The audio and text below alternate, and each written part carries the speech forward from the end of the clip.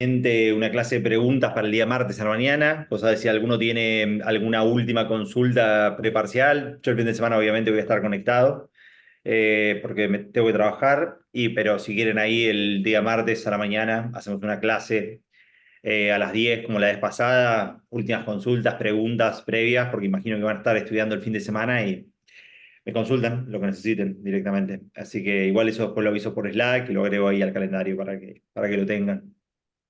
Ah, genial, profe. ¿Cómo? Al igual que No, el no, que viernes. re bien. Me había reservado esa clase. Eh, bueno, nos querían dos cositas para ver. En verdad son tres porque son dos temas son dos máquinas diferentes, o podría haber alguna más, una máquina más.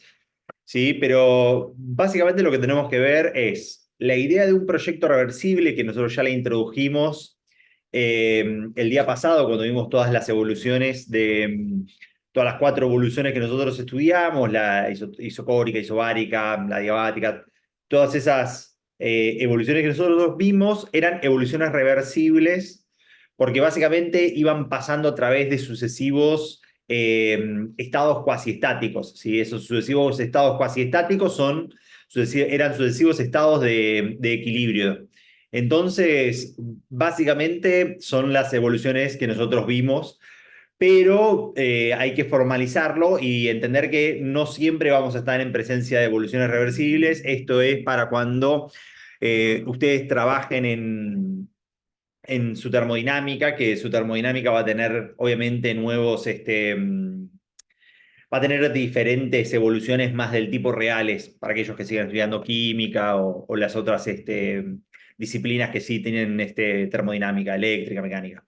Pero básicamente tenemos que formalizar eso. Y después tenemos que ver máquinas térmicas y máquinas frigoríficas, sus versiones de calor y sus versiones de versiones diésel y de motor de combustión, que son cosas muy sencillas, que es simplemente atar los conceptos que nosotros ya vimos a básicamente a un ciclo. Nosotros ya vimos la definición de máquinas cíclicas. Y bueno, vamos a ver básicamente cómo calcular rendimientos, cómo calcular eficiencias, utilizando las ecuaciones que nosotros, o sea, sería ver más que nada cosas aplicadas con respecto a las evoluciones que nosotros vimos la semana pasada.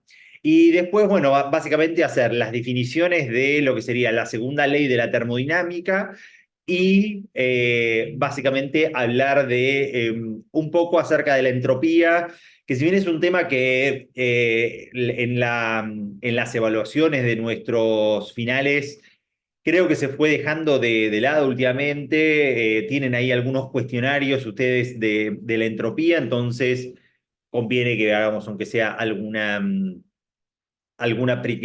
definición, aunque sea como para que puedan afrontar esos cuestionarios sin ningún tipo de problema. Entonces, la idea de la reversibilidad y la irreversibilidad de los procesos, de los procesos químicos que nosotros vimos, de los procesos termodinámicos, mejor dicho, básicamente es una idea que nos da a nosotros una idea de la dirección de los procesos químicos que nosotros tenemos. O sea, en los procesos naturalmente ocurre que la dirección de los procesos es en la dirección de los procesos irreversibles. Esto porque básicamente en nuestra realidad nosotros no tenemos esta idealización de los procesos.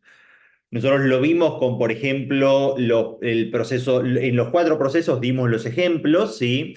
La idea de, en una evolución, por ejemplo, isotérmica, mover calor de un lado hacia otro, que es lo que necesita una evolución isotérmica para realizar trabajo, para hacer esa expansión, no es algo posible porque el calor se mueve cuando existe una diferencia de temperaturas. El calor no se mueve cuando vos tenés a temperatura constante, porque básicamente eso va en contra de la primera ley de la ley cero de la termodinámica. ¿Sí?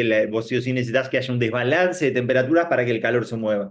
Y lo mismo nos pasaba cuando teníamos las evoluciones isocóricas y las evoluciones isobáricas, ¿sí? Para un ejemplo, en el isobárico, cuando vos necesitabas una expansión, vos necesitabas que tus cuerpos se encuentren a una diferencia de presión para que haya movimiento, y sin embargo, la definición de evolución isobárica es hacer expansión en contra de la presión atmosférica, y para eso vos necesitas que haya un pequeño desbalance entre la presión interna y la presión externa para que básicamente tengas esa expansión.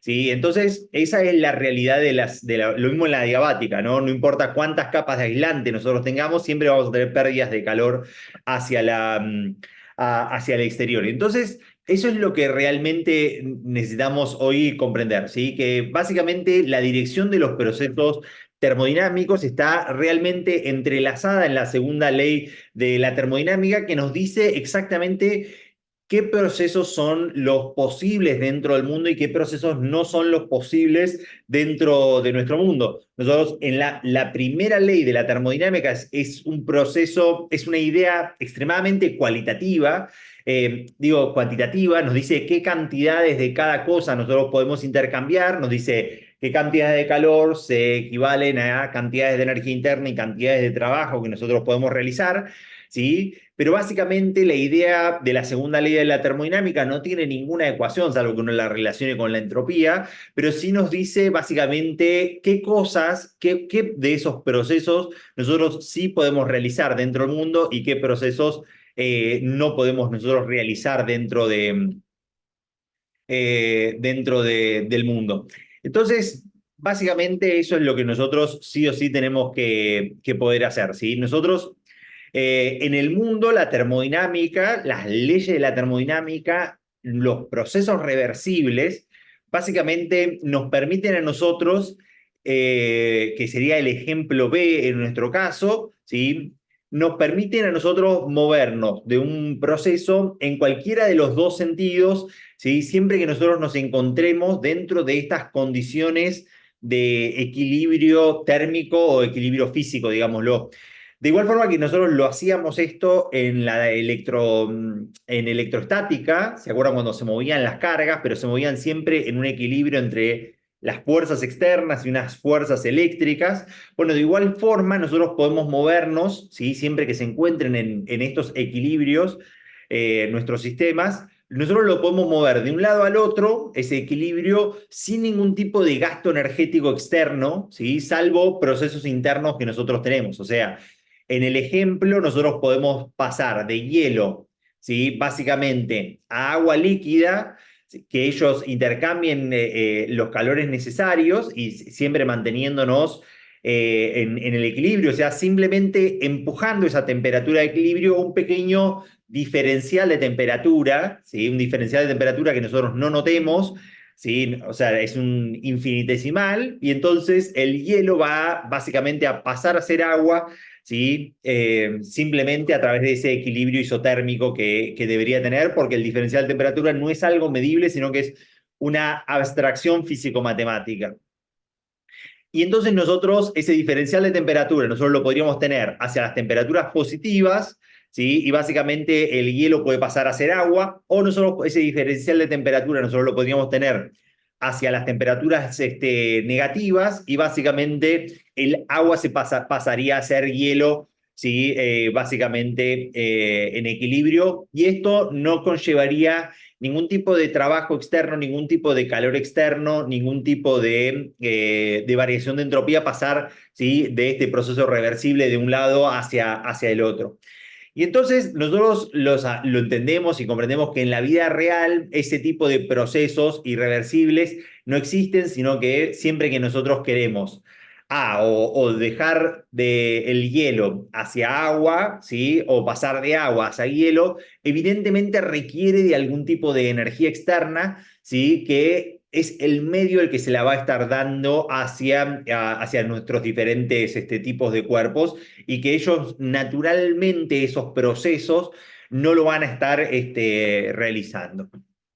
Y entonces completamos como siempre nuestras ideas, que siempre al universo le gusta tener cierta dirección, le gusta siempre volver hacia posiciones de equilibrio, siempre le gusta pasar desde un nivel desde donde haya como más energía hacia donde un nivel hacia donde haya menos energía, y siempre le va a pasar eso al universo, ¿sí? El universo siempre va a intentar, ¿sí? De ir llevando todo lo que nosotros tengamos afuera de algún tipo del equilibrio natural que debería tener, ¿sí? Siempre lo que va a estar tratando haciendo el universo es volverlo a llevar hacia, ¿sí?, alguna de las leyes de equilibrio, ya sea porque es un equilibrio gravitatorio, porque es un equilibrio electrostático o eléctrico, ya sea porque es un equilibrio mecánico, magnético, o porque sea un equilibrio termodinámico, como es en el caso de básicamente estos equilibrios térmicos que nosotros estamos viendo acá.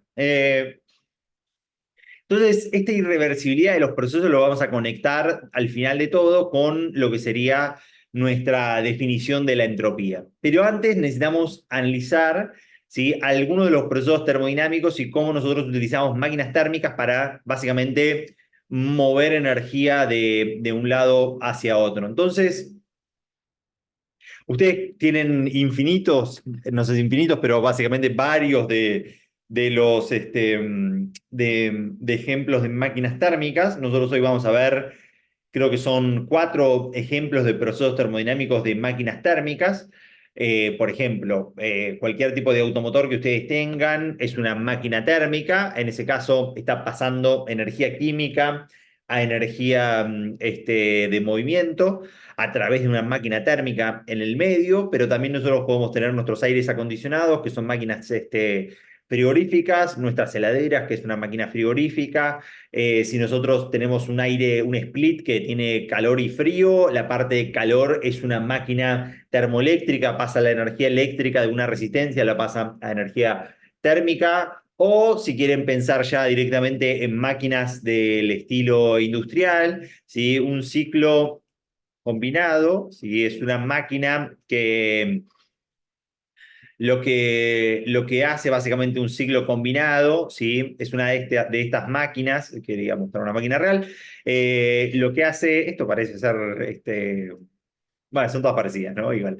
Lo que hace es, uno tiene una parte de combustión, un ciclo de combustión en donde tenemos una máquina impulsora como cualquiera de nuestros autos y que transforma la energía química de gas o transforma de algún tipo de combustible en movimiento, eso por explosión, pero después lo que hacen los ciclos combinados, que es interesante en este caso, es agarrar la parte de afuera de los gases, ¿sí?, que son gases calientes, y se aprovecha básicamente la energía todavía remanente de los gases de combustión, ¿sí?, para calentar agua y utilizar una turbina de vapor, ¿sí?, básicamente para recuperar esa energía más y poder tener un rendimiento mayor que la que tendríamos si solamente usáramos estas máquinas de combustión, ¿no? Como para que vean que existen todavía otro estilo de máquinas térmicas. Entonces, ¿qué sería esa la máquina térmica?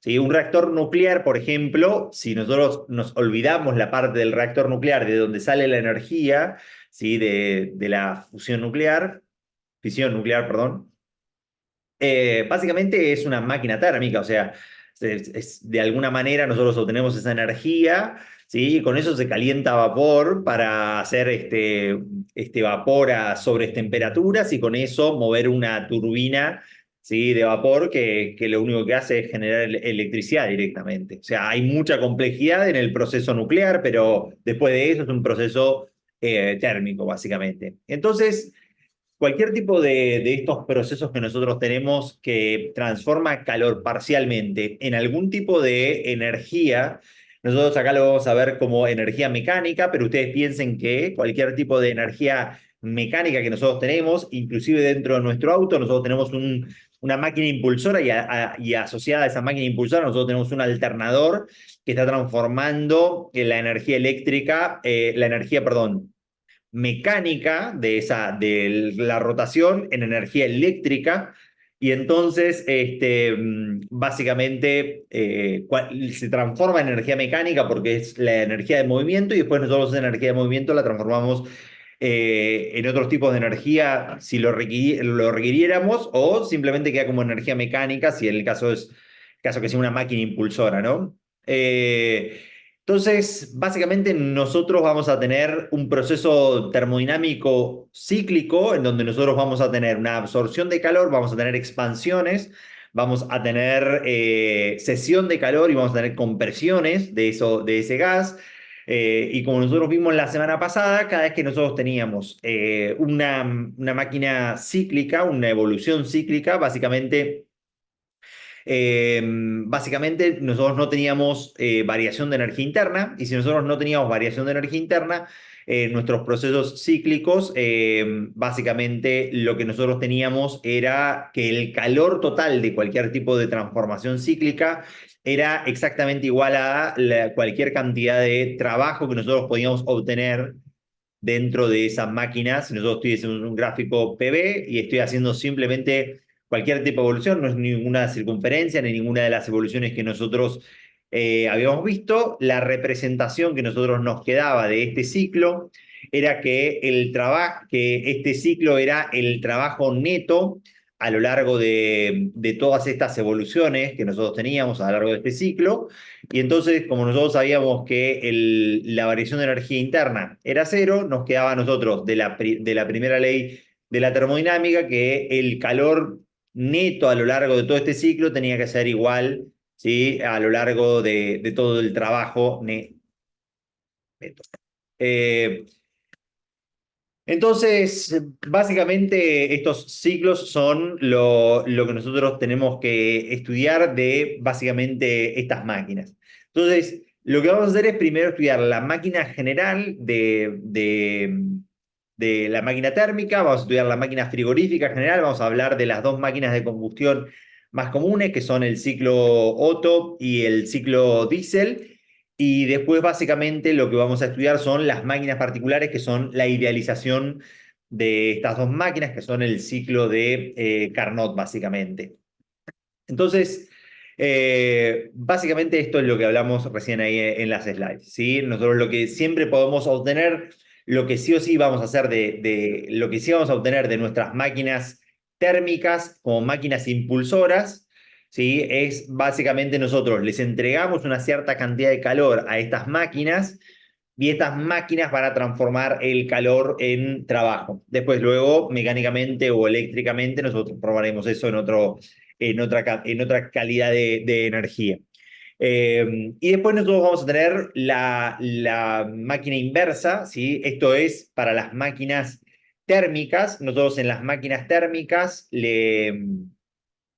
les entregamos trabajo. Piensen que nosotros estamos circulando este ciclo en el sentido horario, de forma de que las expansiones de esta máquina son menores que las compresiones, ¿sí? Pero también nosotros podemos tener el otro de los ciclos, ¿sí?, que básicamente el otro de los ciclos, ¿sí?, es un ciclo que nosotros lo circularíamos en sentido antihorario, ¿sí? Y en el sentido antihorario, ese trabajo que nosotros tenemos en la máquina es negativo, ¿sí?, simplemente por el orden de los factores. Fíjense, nosotros acá tenemos la expansión de nuestra máquina y la expansión, gráficamente nosotros nos damos cuenta que la expansión de nuestra máquina, que sería esta cantidad del área, ¿sí?, es mucho menor que la compresión, que sería la parte de la evolución de arriba de la máquina.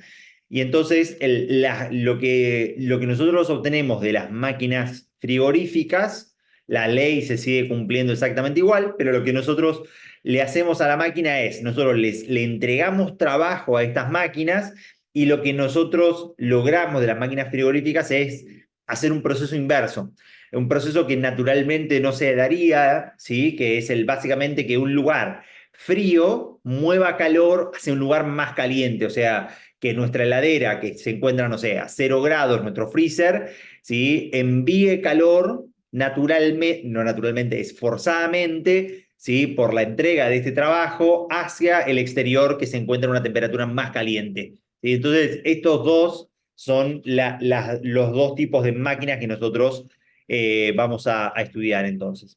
Entonces, la primera es esta máquina, ¿sí? Los subíndices que yo estoy utilizando son los subíndices básicamente QH y Q sub C. Estos están puestos por los libros, ¿sí? Estos están en inglés.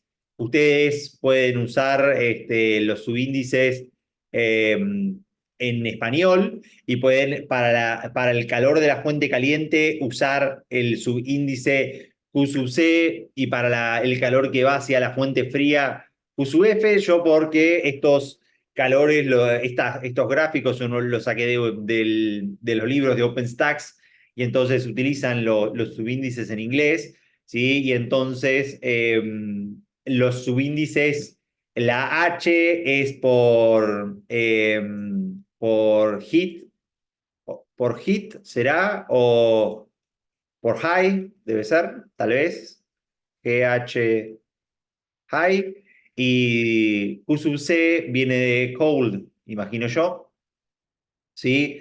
Esto es una fuente a alta temperatura, ¿sí? Una temperatura, en verdad, alta y baja carecen un poco de sentido. Vos podrías tener una máquina, después habría que ver cómo uno lo hace, pero vos podrías tener una máquina a 2 grados Kelvin intercambiando temperatura, intercambiando calor con una máquina, una fuente de temperatura a 0 grados Kelvin. ¿Sí? Lo importante es que uno tiene que tener un objeto a una temperatura más alta y un objeto a una temperatura más baja. Dentro de nuestras vidas reales, como nosotros lo conocemos, lo que nosotros vamos a tener siempre es una temperatura alta, ¿sí? Que va a ser probablemente, no sé, un vapor o la temperatura de un motor de combustión, ¿sí? Y después lo que nosotros podemos tener es una fuente de temperatura fría que podría ser o 0 grados, como el límite de temperatura a donde se congela el agua, o las temperaturas ambientes, ¿sí? 25 o 27 grados, que son las temperaturas normales.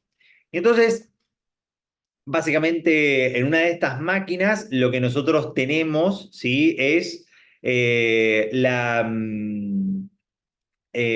básicamente lo que sería la primera, la conservación de la energía dentro de estas máquinas.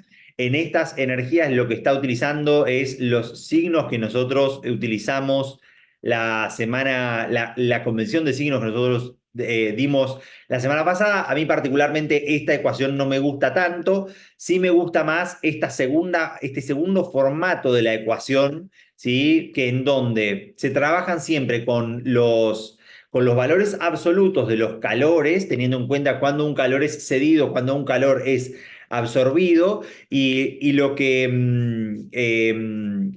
me gusta más es forzar el signo y tener más que nada una idea de lo que sería la conservación de la energía. ¿Sí? Si vos la escribís como arriba, la primera, esta ecuación de la conservación de la energía, vos tenés una cierta cantidad de energía que ingresa hacia esta máquina y la energía, como nosotros lo vimos la semana pasada, no se crea ni se destruye, solamente se transforma. ¿En qué se puede transformar la energía? Bueno, si no se puede transformar esto siempre a lo largo de una cierta cantidad de ciclos, que eso es la idea de las máquinas térmicas, que vos lo analices a lo largo de una cierta cantidad n de ciclos entera.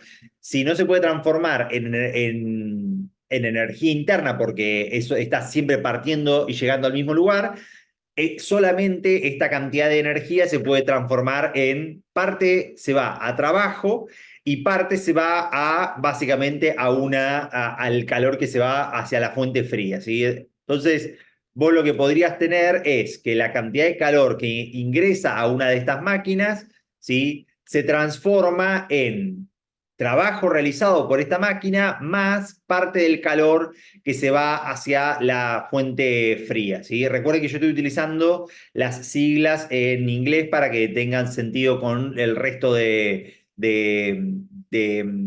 los gráficos que nosotros tenemos acá. Pero podrían ustedes escribir esta ley en español como el calor de la fuente caliente se transforma en trabajo y esto más el calor que va hacia la fuente fría directamente.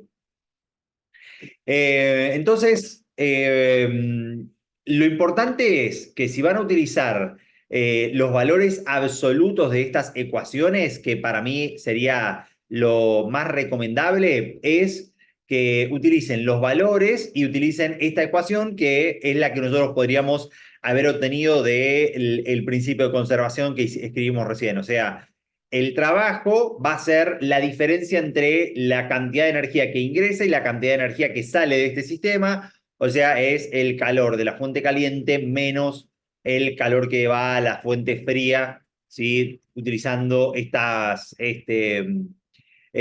barras de módulo para hablar solamente de sus valores absolutos directamente. Entonces, este principio, estas máquinas, ¿sí? Funcionan de esta forma. La cantidad de procesos que nosotros vamos a tener ahí adentro pueden diferir dependiendo de la máquina que nosotros tengamos ahí adentro, ¿sí? Dependiendo si nosotros tenemos una máquina de Carnot, si nosotros tenemos una máquina de combustión, si nosotros tenemos una máquina diésel. Pero este es el principio fundamental y una de las ecuaciones fundamentales que nosotros tenemos. Dentro de las máquinas, a nosotros lo que nos conviene medir es como lo que sería uno de los parámetros fundamentales que lo podrían definir como la eficiencia o el rendimiento de estas máquinas. Si ustedes lo miran, a ver si motor, chapa, motor de inducción, ¿sí? En cualquier tipo de las máquinas, nosotros en general medimos un parámetro que se llama el rendimiento. Voy a ver si lo dice acá el rendimiento o si no lo tiene. No lo tiene esta chapa característica. A ver si esta chapa sí lo tiene. Esta es la cantidad de potencia en kilowatts, dependiendo de la utilización.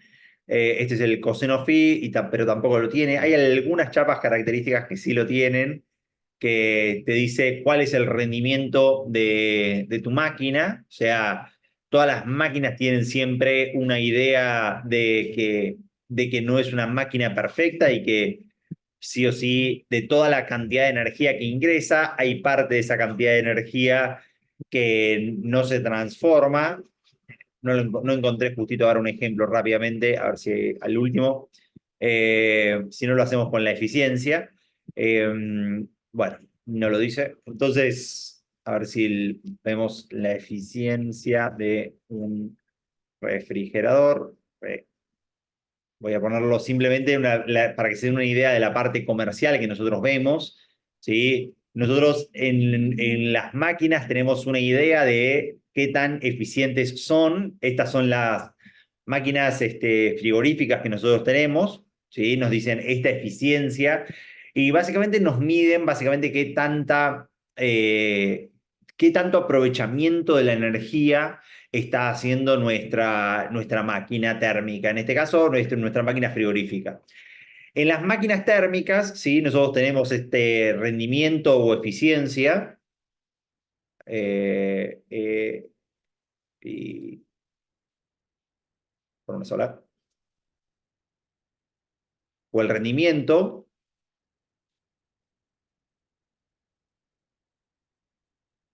y básicamente lo que nosotros estamos midiendo dentro de una máquina es, y siempre vamos a tener la misma definición, lo que cambian son los parámetros dentro de nuestra máquina.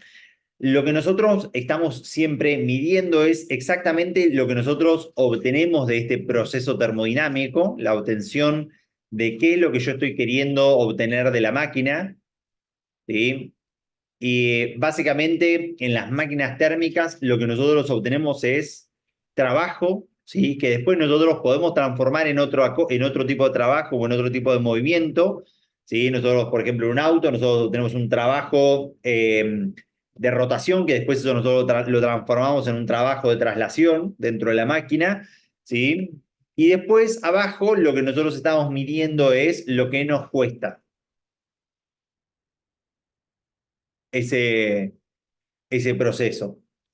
En las máquinas térmicas, básicamente lo que nosotros le estamos inyectando a la máquina es una cierta cantidad de calor desde una fuente de temperatura.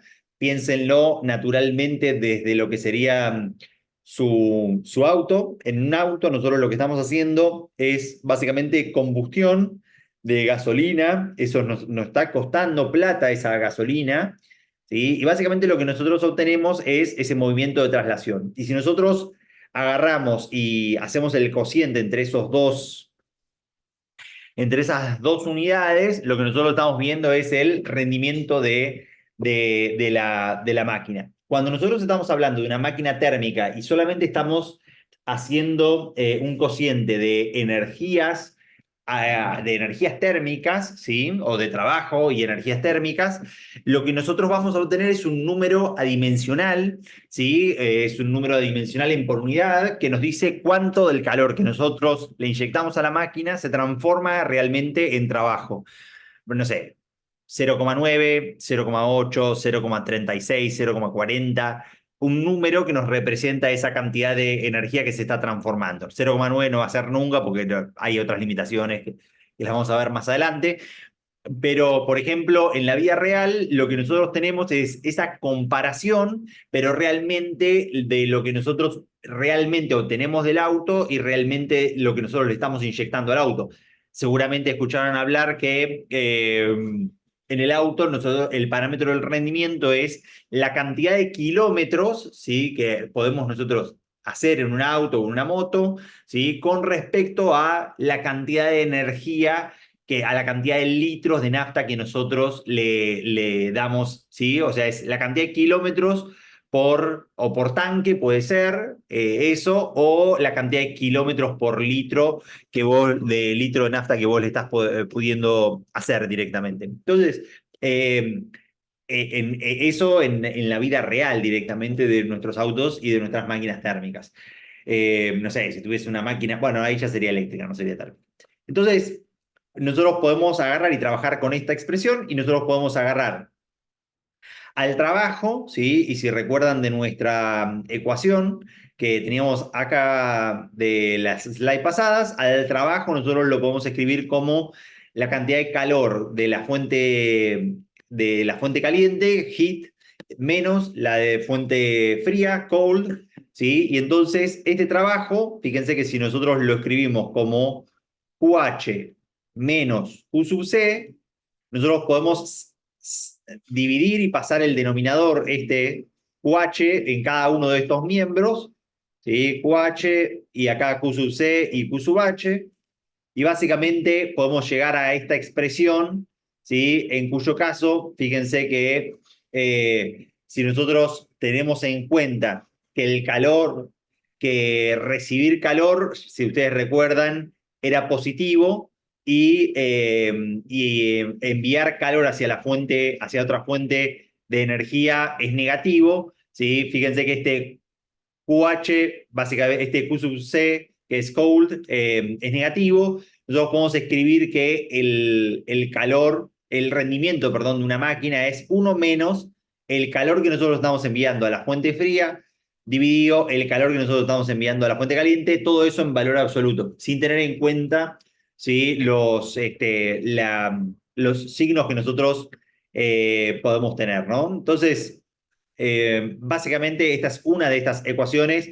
En esta estamos utilizando la convención de signos, ¿sí? Y en esta no lo estamos utilizando, esa convención de signos. A mí me gusta más este tipo de ecuaciones en donde se utilizan los valores absolutos porque a veces pienso que esta convención de signos a veces puede traer ciertos problemas. Pero bueno, está en cada uno la elección la elección de este tipo de ecuaciones. Lo que sí, si cometes algún error, tenés formas de darte cuenta de si estás haciendo algún error en esta ecuación, porque por ejemplo, ¿cómo vas a tener un rendimiento, por ejemplo, o una eficiencia que sea mayor que 1? ¿Sí? Esto es algo que es ilógico. Ilógico porque va en contra de las leyes de la lógica y de la termodinámica, ¿no? Obviamente. Ilógico porque ¿cómo vas a obtener más trabajo de lo que te cuesta obtener, ¿sí? Un rendimiento mayor que la unidad? O sea que nosotros ya sabemos que la eficiencia, ¿sí? Por lo menos como límites físicos, es mayor que cero, ¿sí? Nosotros obtenemos sí o sí algún tipo de trabajo y es menor que la unidad, si es una función acotada. Entonces, esto con respecto a las máquinas térmicas. Y después, nosotros en nuestras máquinas térmicas, nosotros tenemos ciertos ciclos, ¿sí? Que son los dos más,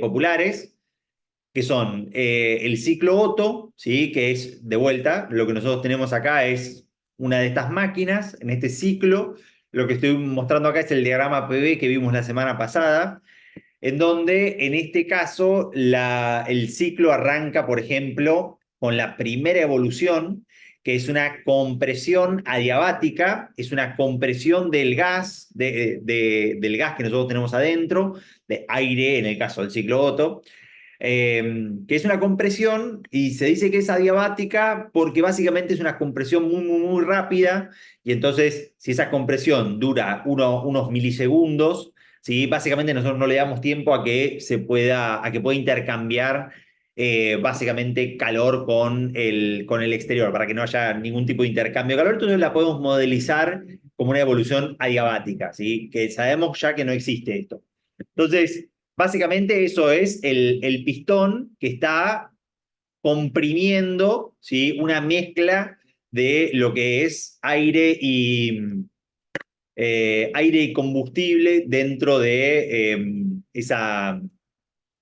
nuestra máquina, ¿no? Eh, entonces, una vez que se comprime, ¿sí?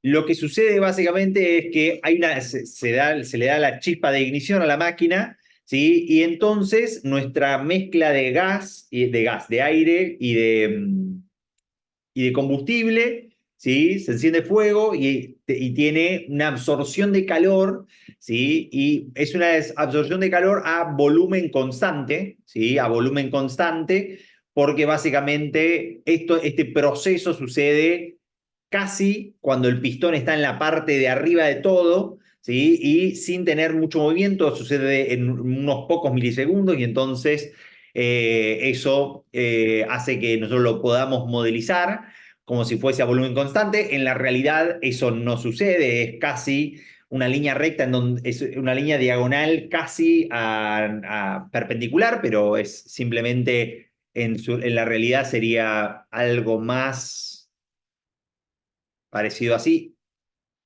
una pequeña inclinación, ¿sí? Porque se va expandiendo de a poquitito, ¿sí? Porque se va moviendo el pistón directamente. Y después lo que uno tiene básicamente es una expansión adiabática. Es una expansión porque esa expansión de esa máquina otra vez vuelve a durar poco tiempo, ¿sí? En donde esa expansión, ¿sí? Hace que todos los gases que nosotros teníamos comprimidos, ¿sí? Se expandan y hagan fuerza en contra del pistón y nosotros tengamos la obtención de trabajo dentro de esa expansión, ¿sí? Después lo que se hace es, se abre la válvula de escape, ¿sí? Y básicamente tenés todo el proceso de vuelta. Con la válvula de escape abierta, ¿sí? Se vuelve a cerrar, ¿sí? Se vuelve a cerrar el pistón, eso hace que salgan todos los gases de expansión, ¿sí? Y se vuelve a inyectar la mezcla con la cámara de admisión abierta, ¿sí? Y volvés a inyectar una nueva mezcla de combustible y aire, y eso básicamente hace que vos estés en el mismo punto de inicio preparado para, que sería el punto así de A, ¿sí? Para básicamente arrancar de vuelta el proceso cíclico. Entonces, esta última expansión, que es entre D y A, que ustedes la tienen acá, es básicamente la cesión de calor, ¿sí? Desde una fuente caliente hacia una fuente fría, básicamente es la cesión de calor del tanque que vos tenés, en donde tenías la combustión realizada y expandida, y básicamente vos, cuando estás cerrando el pistón, estás enviando todos los gases de combustión hacia el medio ambiente, ¿sí? Y estás haciendo que tu sistema vuelva a el punto inicial. Entonces, lo que vos estás haciendo es enviando calor hacia ese medio ambiente, y lo que vos tenés ahí es una expansión adiabática dentro de esta máquina. Esta expansión adiabática, vos tenés todo este trabajo que vos tenés acá al inicio de la expansión, ¿sí? En el primero de estos ciclos que nosotros vimos, de las expansiones y compresiones, ¿sí? Esto sería el trabajo de la expansión, y nosotros vimos que esto dependía de la cantidad de moles, R, la temperatura de la fuente caliente y el logaritmo natural de lo que sería el volumen final, que en este caso es el volumen en D respecto del volumen en C, el volumen en C, ¿sí? Y después lo que vos vas a tener es La expansión, la compresión, quiero decir, que sería esta otra compresión que vos tenés acá. ¿Sí? Esta compresión, fíjense que al ser una compresión es un trabajo negativo, tenés el logaritmo natural del volumen en B respecto al volumen en A, ¿sí? Pero es un trabajo mucho menor, ¿sí? El de compresión que el de expansión, y por ende lo que vos estás obteniendo acá es el trabajo neto a lo largo de uno de estos ciclos de estas máquinas que nosotros tenemos. A ver si no lo tengo. No traje el motor diésel. Bueno, miren, lo sacamos de acá de internet para que vean que es parecido. ¿Sí? Ciclo, vamos a buscarlo acá. Ciclo, motor diésel.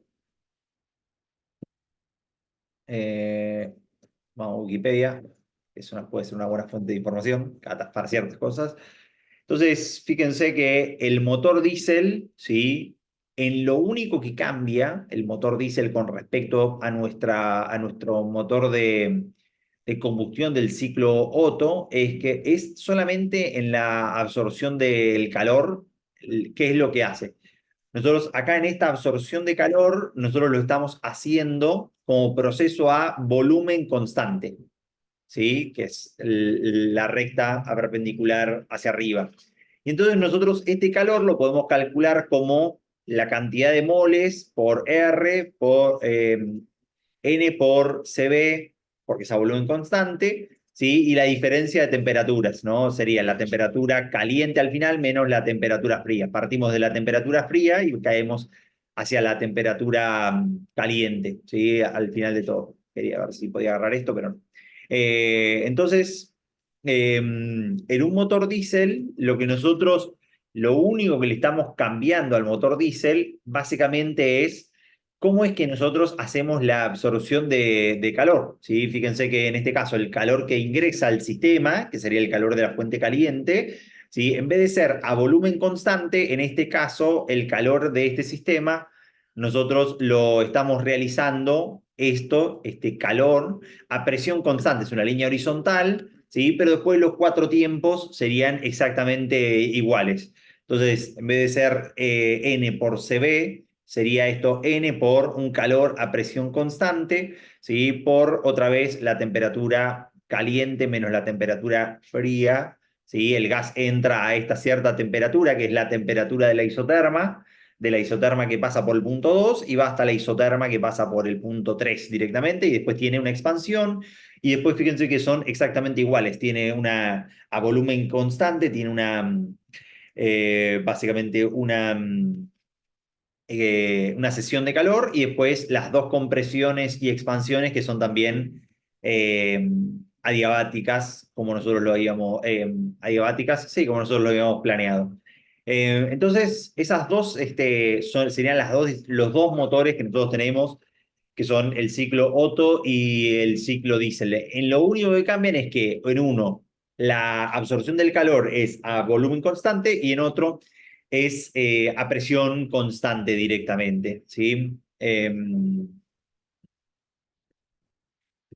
Entonces, esto cuando la máquina está operando siempre en uno de estos sentidos, que serían en los sentidos horarios de las máquinas térmicas, nosotros lo que también tenemos son las máquinas refrigeradoras, ¿sí? Que las máquinas refrigeradoras, ¿sí? Lo que hacen es funcionar en el sentido inverso, ¿sí? La máquina refrigeradora básicamente lo que está haciendo es agarrando desde el exterior, nosotros a la máquina refrigeradora, su finalidad básicamente es, lo que nosotros queremos obtener de esta máquina es que un lugar que naturalmente está frío se enfríe más, que eso naturalmente no sucede, ¿sí? Nosotros en general cuando los lugares que están fríos se van calentando cuando están en interacción con el medio ambiente, ¿sí? Y como esta evolución naturalmente no pasa, ¿sí? Nosotros para obtenerla lo que tenemos que hacer es inyectarle trabajo a esta máquina refrigeradora, ¿sí? Cosa de nosotros intercalar, ¿no? Básicamente entre la fuente caliente y la fuente fría, ponemos una máquina y esa máquina automáticamente lo que hace es mover el calor de la fuente fría hacia la fuente caliente, ¿sí? Que es este proceso termodinámico que no sucedería cuando nosotros tenemos en cuenta la reversibilidad de nuestras evoluciones cuando tenemos una diferencia de temperatura finita. O sea, naturalmente lo que sucedería es calor de la fuente caliente, ¿sí? Yendo hacia la fuente fría, ¿sí? Y para nosotros obtener esta anomalía dentro del universo, ¿sí? Anomalía, digo, en su comportamiento, es algo natural todos los días, todo el mundo, no sé si todo el mundo, pero eh, debería ser los refrigeradores. Yo creo que, a ver qué dice Our World in Data, yo creo que debe tener arriba de 95% la tenencia de Our World in Data, refrigerador, score. Eh, Households using a specific appliance, electric power, y por lo menos en Estados Unidos, ¿no? Habría que ver mundialmente, 99%. Yo creo que mundialmente podría ser que nosotros lo tengamos esto este, más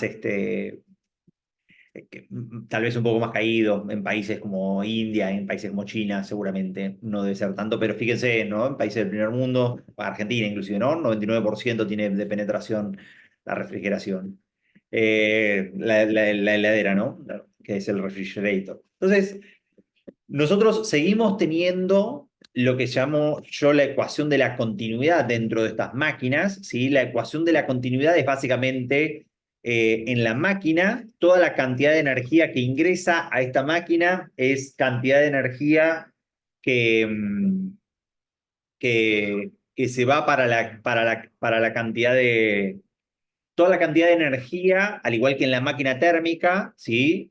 Por ser máquinas cíclicas, básicamente su variación de energía interna es cero. Y entonces toda la cantidad de energía se transforma directamente. Entonces, si nosotros lo miramos acá, a esta máquina nosotros le estamos inyectando dos tipos de energía. Una de estas energías es el trabajo eléctrico que nosotros le damos a la máquina. Estoy hablando de la idealización máxima, no estoy teniendo en cuenta ningún tipo de rendimiento. Y también lo que ingresa a la máquina, ¿sí? Básicamente es la cantidad de energía de la fuente fría que la máquina va a mover hacia la fuente caliente. Entonces lo que nosotros obtenemos es esta máquina que en sus siglas en inglés ustedes van a tener lo siguiente, la cantidad de energía que se envía hacia la fuente caliente, ¿sí? Que lo podrían ver en español así, el calor de la fuente caliente es todo lo que le ingresó a la máquina, que es el trabajo que ingresó a la máquina, ¿sí? Más el calor que va desde la fuente fría Q, en este caso, sub F. Y en este caso, de vuelta, pónganle todas barras de módulo, ¿sí? Porque en esto uno tiene que, si no, tener en cuenta cuándo un trabajo es recibido, cuándo un calor es enviado, cuándo un calor es recibido, y ese tipo de ecuación, ese tipo de convenciones de signo a veces pueden prestarse para confusión directamente. Entonces, al igual que en la máquina térmica, nosotros tenemos un parámetro que nos da una idea de la calidad, ¿sí? De nuestra máquina, ¿sí? Le pueden llamar rendimiento o eficiencia dependiendo del libro que ustedes estén agarrando, ¿sí? Y entonces, para la máquina, es al igual que antes en la máquina térmica, ¿sí? La idea del rendimiento o de la eficiencia es exactamente igual que antes, es qué es lo que yo estoy obteniendo de la máquina, y básicamente qué es lo que me está costando a mí, básicamente, el costo de esta actividad. Entonces, si ustedes lo miran en la máquina frigorífica, el que es fácil es el costo. Para nosotros, en la máquina frigorífica, el costo es el trabajo que nosotros estamos inyectándole a la máquina, ya sea eléctrico o con la máquina impulsora que nosotros tengamos, ¿sí? Y lo que nosotros estamos obteniendo en una máquina frigorífica es algo que no sucede en la naturalidad, ¿sí? Que es que básicamente un lugar que está frío, que esté más frío. Y entonces esto es lo que yo estoy obteniendo dentro de esta máquina. Esto sería la obtención de esta máquina. Entonces, haciendo el cociente de igual forma que nosotros teníamos de la máquina térmica, haciendo el cociente entre el obtenido y el costo, nosotros podemos obtener, ¿sí? Esta idea de este rendimiento o eficiencia de la máquina térmica. Y fíjense que lo que nosotros podemos hacer es, utilizando la ecuación otra vez de la continuidad de la energía, reemplazar el trabajo por el calor de la fuente caliente menos el trabajo menos el calor de la fuente fría y obtener esta ecuación me da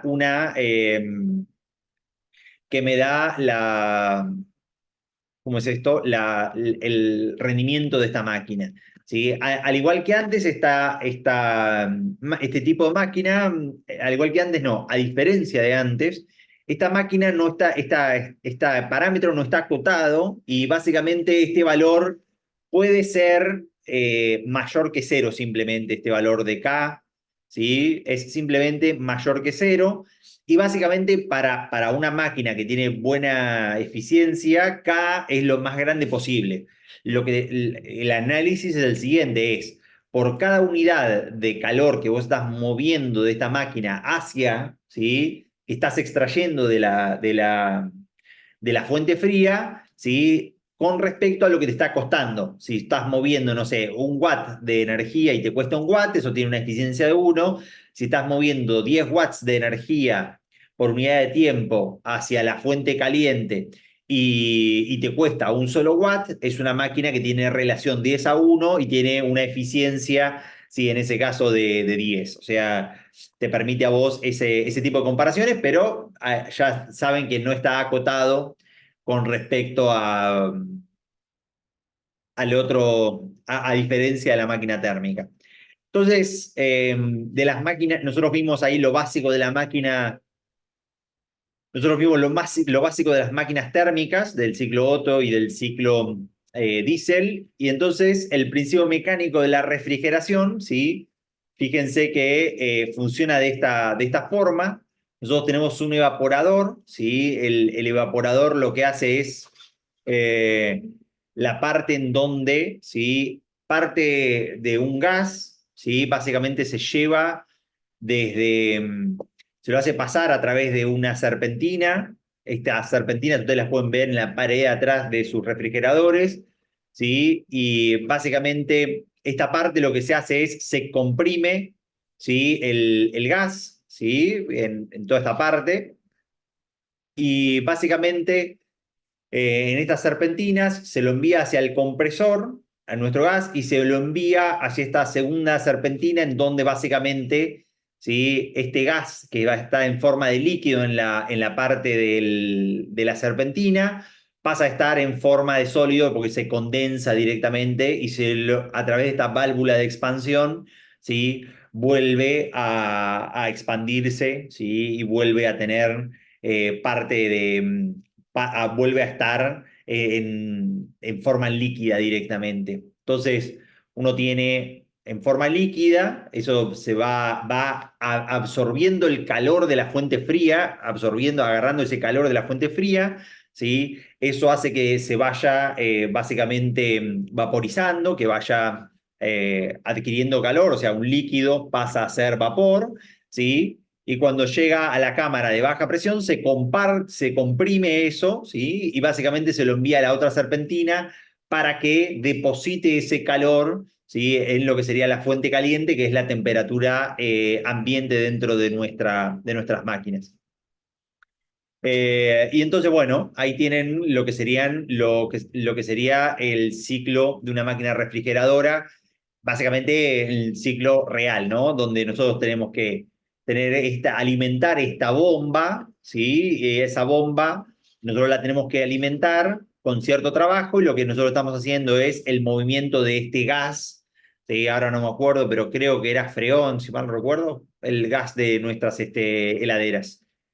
básicamente, y con ese gas lo que nosotros tenemos es este movimiento cíclico, y esto es algo muy sencillo. Seguramente si uno tiene una máquina frigorífica del estilo real, debe tener algunas sucesivas etapas más. De hecho, este evaporador debe tener dos etapas. Debe tener la etapa de mucho frío en la parte de la heladera y una etapa de frío medio básicamente, en la parte natural de nuestra heladera, por decirlo así, donde se enfría y donde no tenés comprimido. Entonces, vimos ahí las máquinas. Después vamos a ver ahora los ciclos de las máquinas ideales, que es el ciclo de Carnot, ¿sí?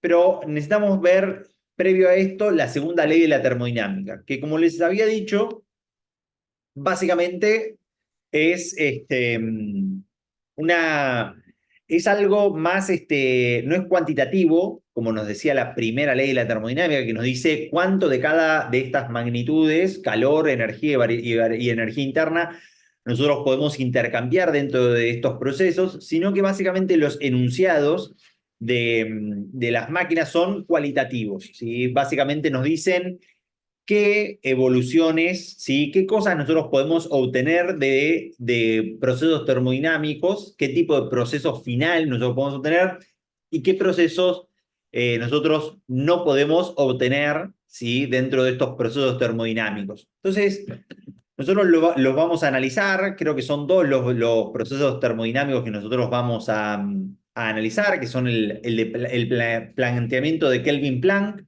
¿sí? Y el otro creo que se llama el planteamiento de Clausius, ¿sí? Entonces, fíjense lo que dice el planteamiento de Clausius. Dice: es imposible que un sistema efectúe un proceso en el que absorba una cierta cantidad de calor de una fuente a temperatura uniforme, nos está hablando de una fuente de temperatura caliente, y lo convierta totalmente en trabajo mecánico, terminando en el mismo estado en el que lo inició.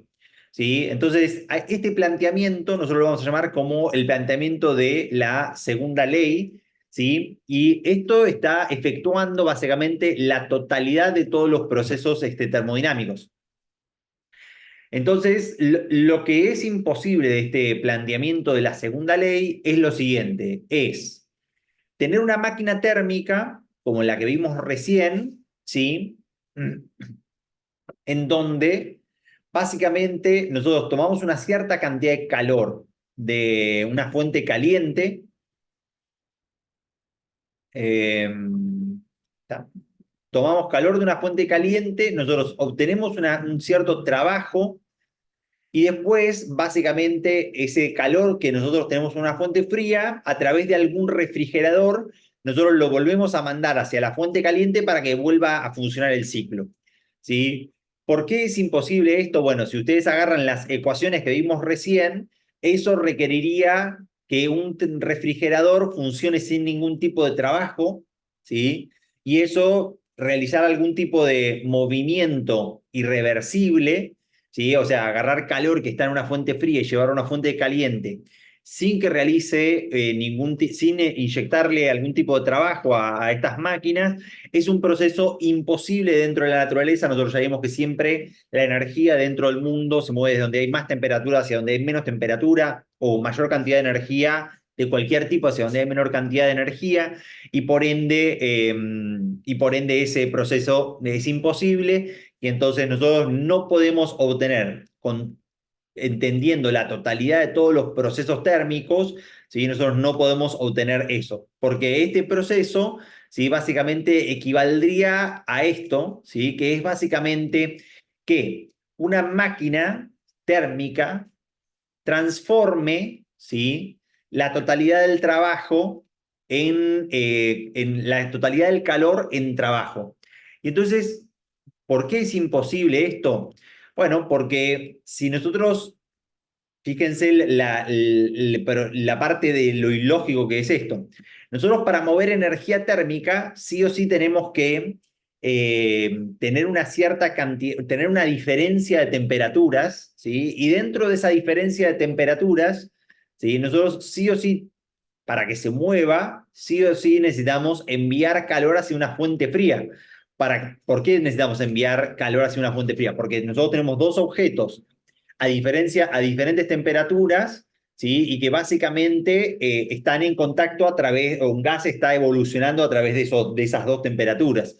Y entonces nosotros enviamos siempre calor de una hacia otro, ¿sí? Y no sería posible bajo ningún concepto que el calor, la energía térmica de la fuente caliente, se mueva desde un lado hacia otro, evolucionando hacia en una misma temperatura, en una misma isoterma, por decirlo de una forma sencilla. Entonces, si ustedes lo miran desde un gráfico PV, nosotros en una isoterma, por ejemplo, nosotros en una isoterma podríamos tener una expansión y podríamos tener una compresión, ¿no? Trabajando todo a la misma temperatura, pero fíjense que este proceso termodinámico no me devuelve una cierta cantidad no me devuelve una cierta cantidad de calor neto o una cierta cantidad de energía neta, de trabajo neto que nosotros podemos obtener a lo largo de este ciclo. ¿Por qué? Porque es una línea, una isoterma, o solamente trabajando a temperatura constante. ¿Sí? Entonces nosotros podemos tener un movimiento cíclico, pero no es algún tipo de máquina cíclica en donde nosotros podemos obtener trabajo cíclico a lo largo de estas dos evoluciones que nosotros tendríamos, que sería una expansión y una compresión.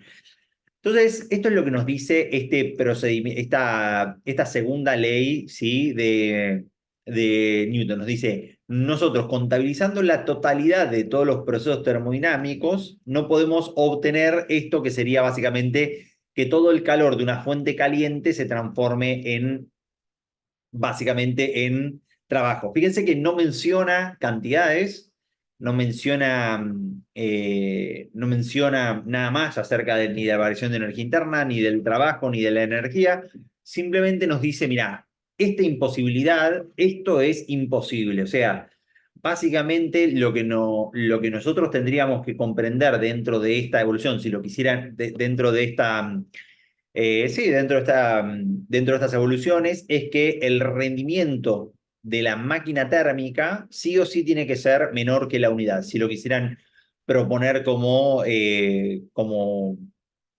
algo. Después va a ver que es inclusive menor que esto por las evoluciones que nosotros podemos trabajar dentro de esta máquina ideal. Entonces, este sería el primero de los dos enunciados de la segunda ley de la termodinámica, y el segundo de los dos enunciados, que es el conocido como el planteamiento de Clausius, dice, es imposible que un proceso tenga como único resultado, ¿sí? La transferencia de calor de un cuerpo más frío a uno más caliente. ¿Sí? Y este es el planteamiento de Clausius o el planteamiento del refrigerador de la segunda ley de la segunda ley. Entonces, es el planteamiento opuesto básicamente al planteamiento que nosotros vimos recién de la máquina térmica. ¿Sí? Es imposible que nosotros obtengamos solamente y teniendo en cuenta la totalidad de los procesos termodinámicos, o sea, que con una máquina 100% eficiente nosotros agarremos más calor de la fuente fría, ¿sí? Y lo llevemos a la fuente caliente, obteniendo como único resultado un refrigerador que opere y que funcione sin trabajo, de forma de que el mundo se mueva, ¿sí? A la inversa de lo que naturalmente lo hace. O sea que básicamente nosotros llevemos calor de la fuente fría a una fuente caliente sin estarle entregando trabajo a esa máquina, aunque tenga una eficiencia de 100% esa máquina, ¿sí? Pero que no, o mejor, ¿no? Que nosotros podamos hacer que el universo se mueva, ¿sí?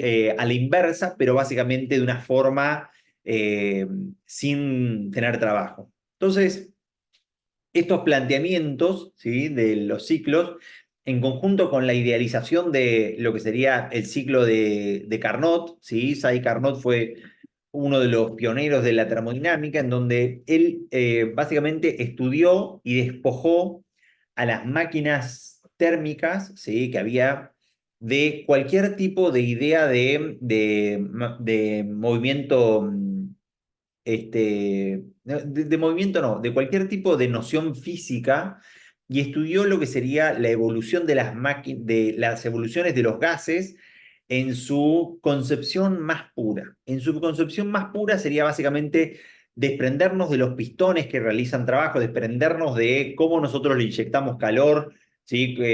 A las máquinas, cómo es la cesión de calor hacia el exterior con las válvulas, y es solamente comprender, ¿sí? Cómo evolucionaría nuestra máquina, ¿sí? Utilizando cuatro evoluciones reversibles que son las cuatro evoluciones más puras que nosotros podríamos tener. Entonces, lo que Sadi empleó básicamente es un gas ideal, ¿sí? Que está dentro de un pistón, pero no tiene masa el pistón, no tiene nada, es solamente la idealización para comprender la expansión y la compresión de ese gas, ¿sí? Y consta de estas cuatro evoluciones que nosotros tenemos. Una es una expansión isotérmicamente, ¿sí? A temperatura caliente, otra vez de vuelta los signos de la misma en inglés, ¿sí? Absorbiendo una cierta cantidad de calor Q sub H. Esto es porque básicamente nosotros tenemos en una evolución isotérmica, ¿sí? En la primera evolución, desde A hasta B, lo que nosotros hacemos es absorber calor, vaya uno a saber cómo, pero es desde una fuente caliente, el Q sub H, ¿sí? Y básicamente el gas se expande, y como estamos hablando de una evolución isotérmica, su variación de energía interna es cero, y entonces si su variación de energía interna es cero, la cantidad de calor es exactamente igual a la cantidad de trabajo que realiza esta máquina. Entonces, esto es la evolución básicamente desde A hasta B que nosotros tenemos en esta primera parte de acá, ¿sí? Esta es la evolución 1. Luego, desde la evolución 1 hasta la evolución 2, lo que vos tenés es la cesión de calor, ¿sí? De la evolución de una expansión, pero adiabática, en donde vos tenés intercambio de calor cero con el medio ambiente. Perdón, si dije cesión de calor, era una expansión adiabática, ¿sí? Y en esa expansión vos seguís realizando trabajo en donde, ¿sí? El remanente de parte de esta energía interna que vos tenías dentro de esta máquina, ¿sí? Se expande, se intercambia la energía interna, ¿sí? Por este trabajo que realiza esta expansión. Esta sería la evolución 2 que nosotros tenemos acá, ¿sí?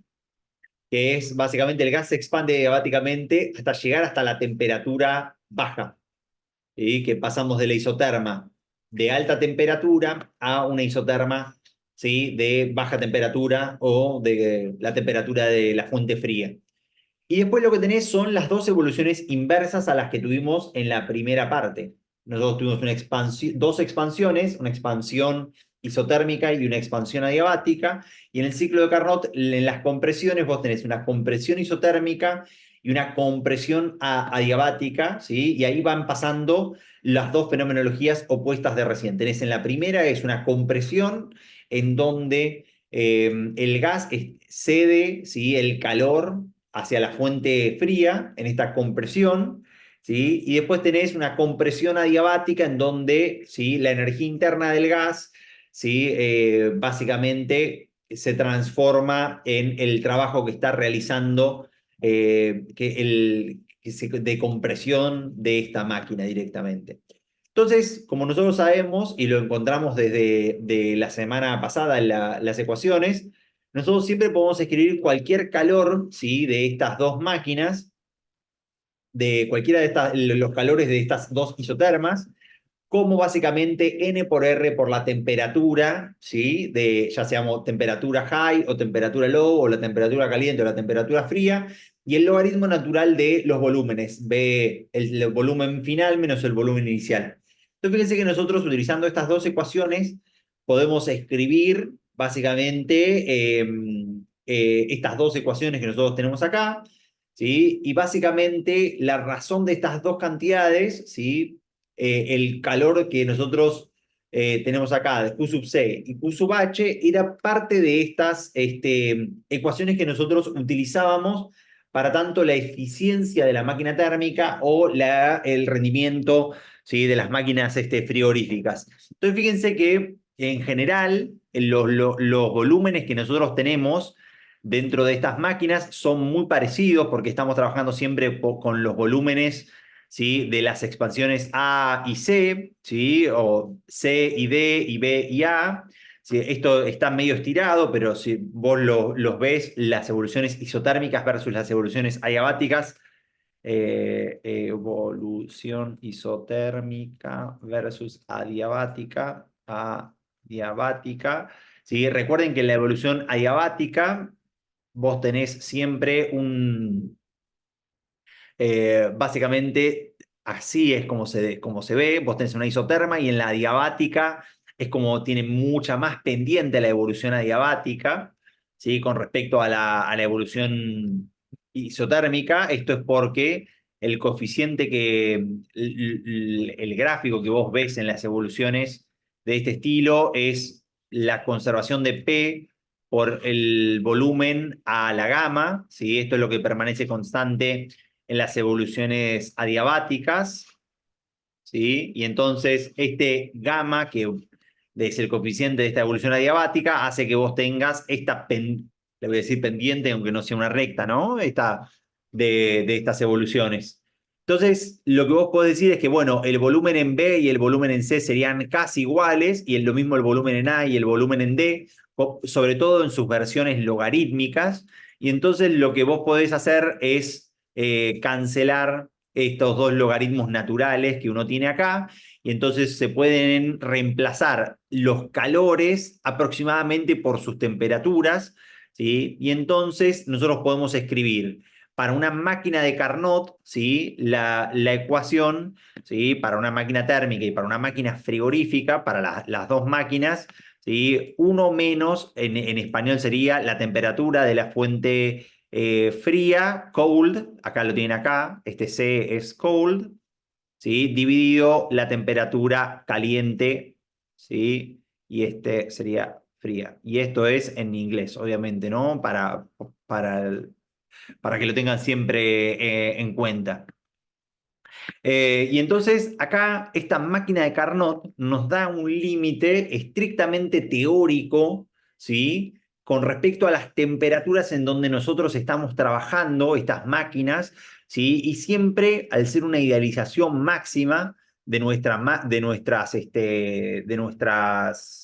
sí, al ser una idealización, básicamente nuestros rendimientos nunca pueden ser mejores que los de la máquina de Carnot. Pensemos en una máquina de Carnot que opere que sea como un gas similar al agua, al vapor, ¿sí? Y entonces la temperatura de la fuente fría, supónganse que esto está trabajando en 27 grados, y esto es algo, ¿no? Fíjense que estas ecuaciones salieron básicamente de la ecuación de estado de los gases ideales, o sea, acá las temperaturas siempre en grado Kelvin todo, porque salió de esta ecuación que nosotros teníamos acá, ¿sí? Que es la ecuación de estado de los gases ideales, y esto utiliza la ecuación en Kelvin directamente. Entonces, sí o sí, todo en Kelvin. Entonces, eh, si nosotros queremos hacer como un cálculo de la máquina de Carnot como para que veamos así algo, le teníamos que sumar 273 grados, entonces supónganse que estamos en 27 grados, ¿sí? Que sería la temperatura del ambiente más 273, ¿sí?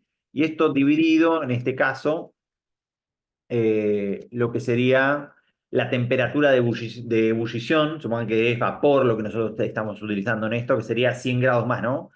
100 más 273. Y esto nos da un rendimiento límite, ¿sí? De una máquina térmica que opere entre estas dos temperaturas. Entonces, fíjense que un rendimiento de una máquina de Carnot, que es la máquina ideal, que opera entre 100 grados, después igual se puede sobrecalentar el vapor, yo estoy haciendo solamente lo que sería vapor, ¿sí? Los ciclos combinados operan con vapor a temperaturas mucho más altas que el vapor, que los 100 grados, que es la vaporización, y esto nos da un rendimiento máximo de una máquina térmica de 20, ¿no? De 0,2, ¿no? 0,1957, lo dice ahí. O sea que cualquier tipo de máquina real tiene un rendimiento menor que lo que sería el rendimiento de la máquina de Carnot.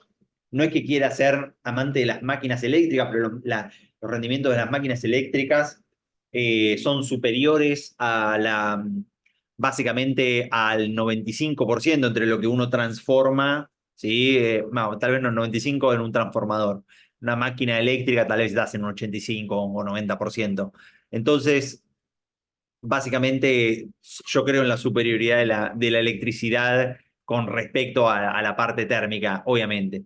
Bueno, así como nosotros podemos tener estos ciclos para las máquinas térmicas, podemos tener estos mismos ciclos, estas mismas ecuaciones para las máquinas frigoríficas. Pero antes, o sea, como para ver si la parte de hoy quedó hiper clara, les traje un problema, a ver si lo pueden hacer. Son dos, son pocos ustedes hoy, así que los separo en dos grupos y hacemos esto y vemos el final de la clase, que son poquitas cosas más, que sería lo siguiente. Entonces, es un problema de una máquina térmica. A ver si en 15 minutitos o 20 minutos lo quieren hacer y lo pueden hacer y después lo trabajan entre el grupo uno y el grupo 2. Si hay alguna pregunta, alguna duda, ¿sí? De lo que necesitan hacer, me avisan, obviamente, y hacemos simplemente a ver si quedó comprendido esto para el final de esta unidad. Entonces, esto sería unidad 8.3 y 8.4. Y les comparto esto, si les queda, ¿no? Y hagan este problemita y nos vemos en 15 minutos, así create, no me deja hacer dos breakout rooms, ahora sí. Y nos vemos en 15 minutitos.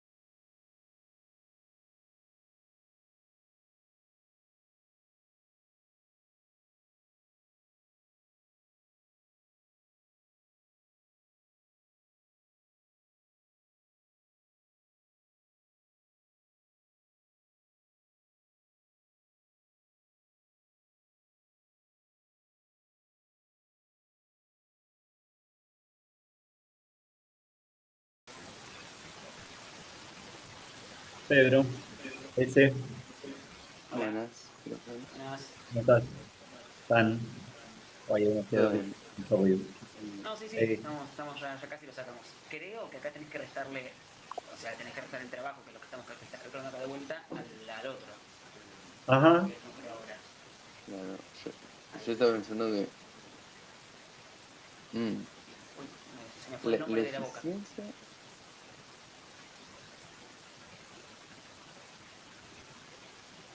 yo haría, ya que habían calculado todo, yo usaría la ecuación de la continuidad. El calor de la fuente caliente, sí o sí, Q sub C, no, vos le pusiste QH, ¿no? El calor de la fuente caliente, sí o sí, es el trabajo que realiza más el calor que va a la fuente fría, Claro. ¿no?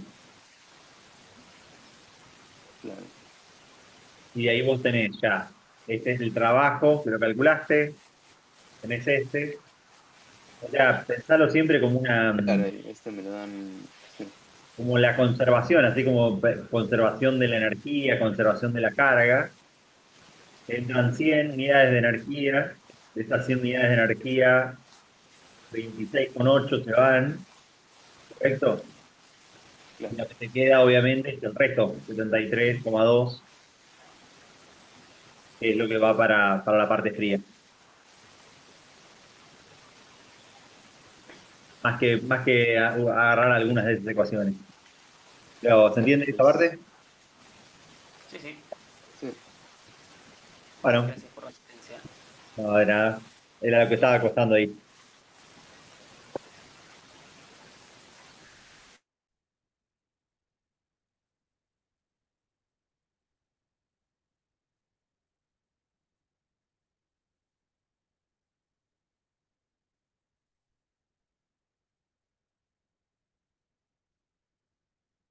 Mm.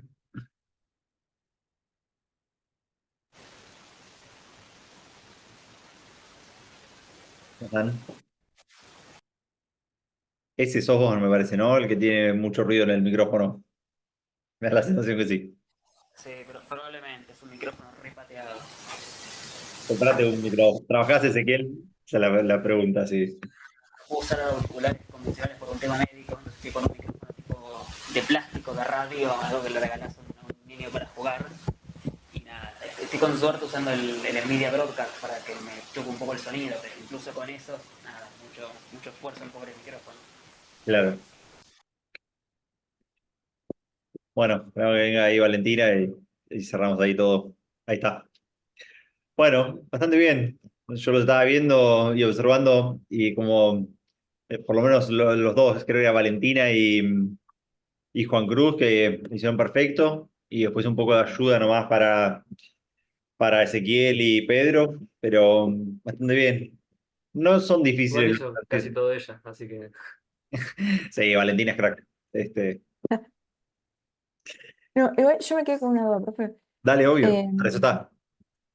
en el punto B nos pide la cantidad de calor que se le cede al foco frío. Entonces, nosotros acá dejamos el módulo eh, porque estaba medio con duda con qué signo iría de calor frío en este caso. ¿Es Ajá. negativo?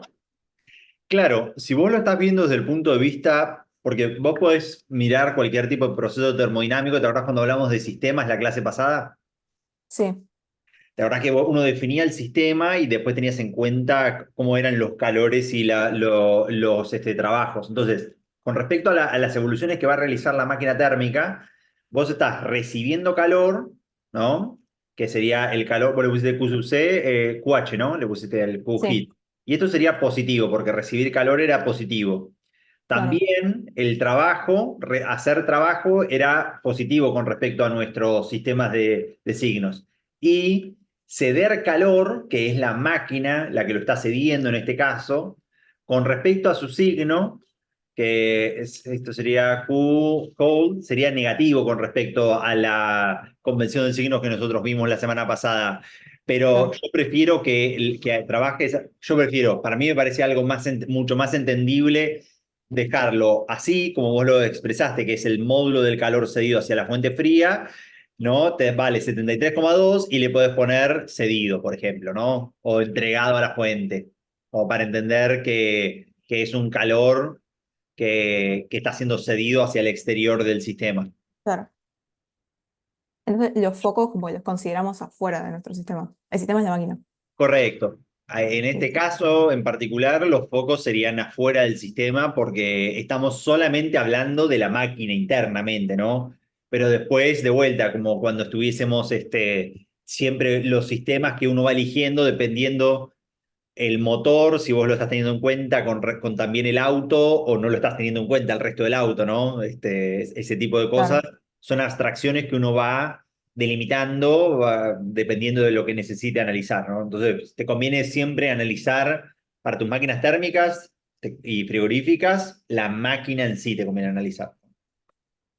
Ok. Después, para otros procesos más complejos, podrás elegir o más o menos partes de los sistemas.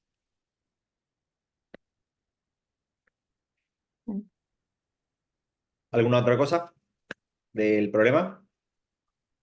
O de otras cosas, ¿no?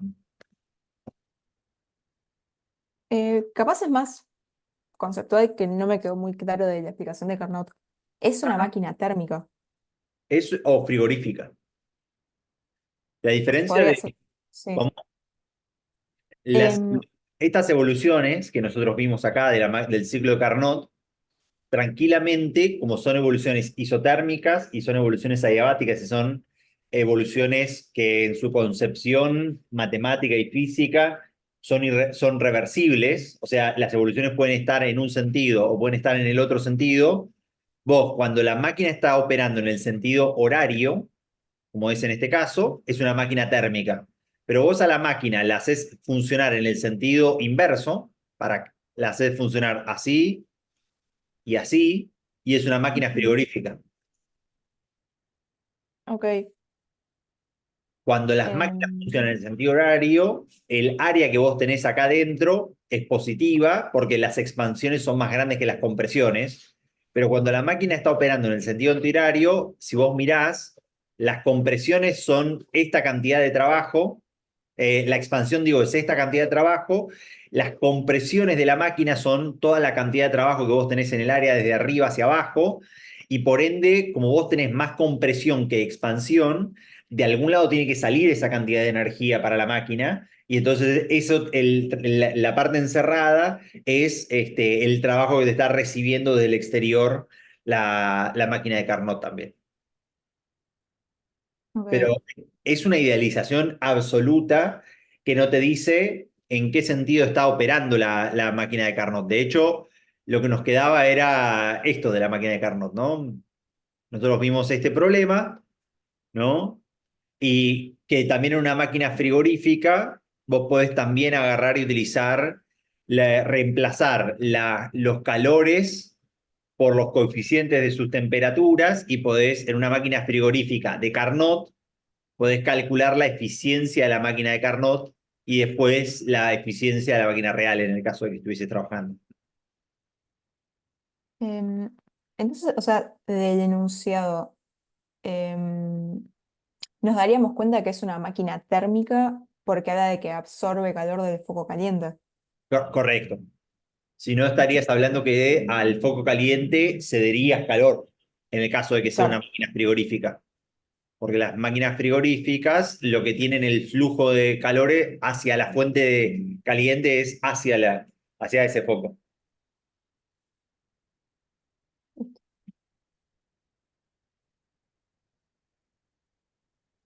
Mm.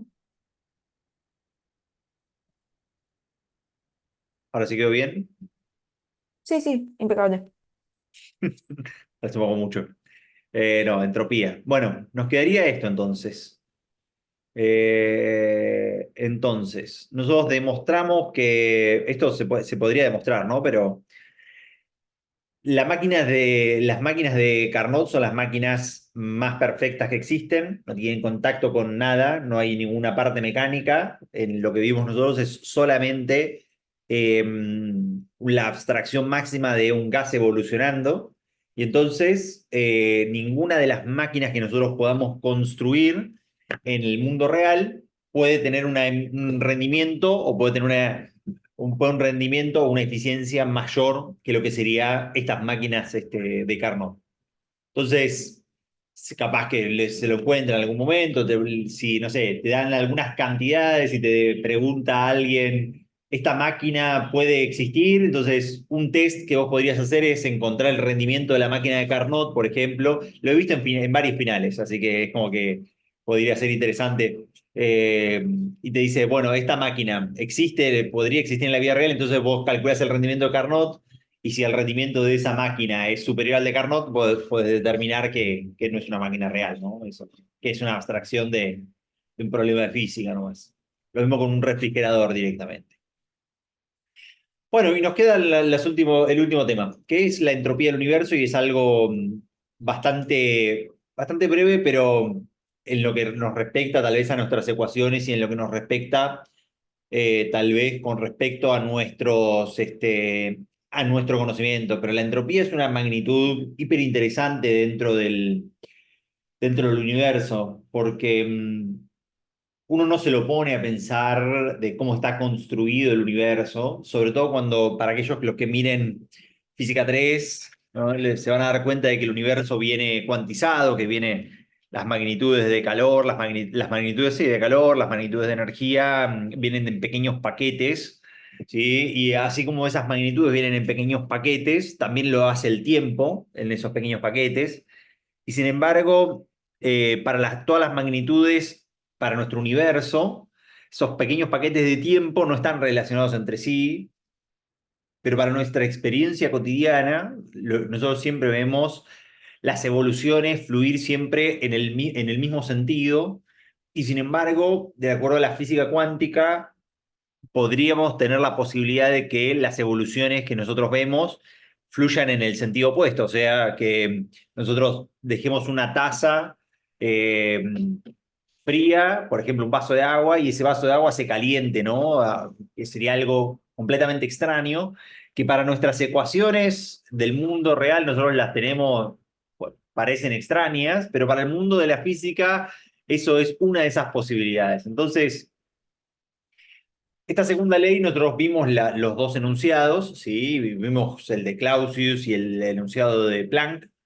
Y entonces vimos que había alguna ecuación que nos la relacionaba, por ejemplo, la del rendimiento de menor que 1, pero habiendo construido la máquina del rendimiento de Carnot, ya deja de tener ese sentido esa ecuación menor que 1, sino que ahora es el rendimiento tiene que ser menor que el rendimiento de Carnot.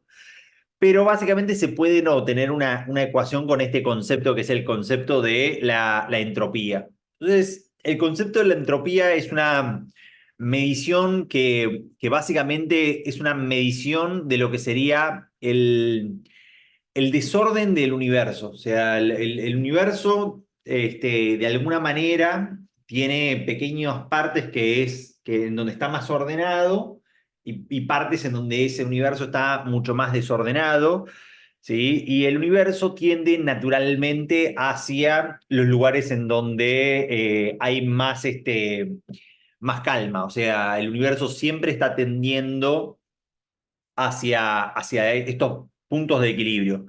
No sé, nosotros ponemos, por ejemplo, un vaso de agua caliente, ¿sí? Ese vaso de agua caliente tiende siempre a equilibrarse y hacia esa temperatura de equilibrio. Una vez que esa temperatura llega al punto de equilibrio, nosotros no podemos obtener más energía directamente de esa evolución.